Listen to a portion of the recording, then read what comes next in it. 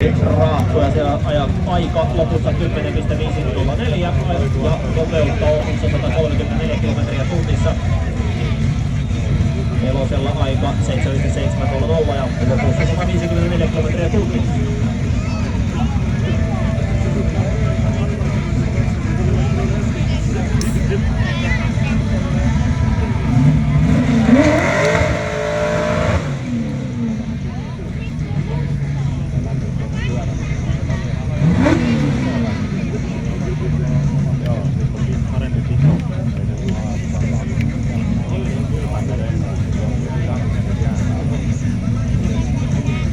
Amerikan autoja, toinen toimii sähköllä, toinen menee bensiinillä.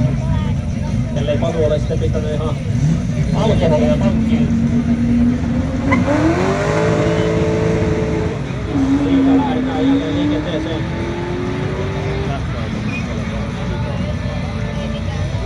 Ja näin sieltä saadaan sitten tuloksia tauluun. Panu Heino, hänen aikansa 9.8.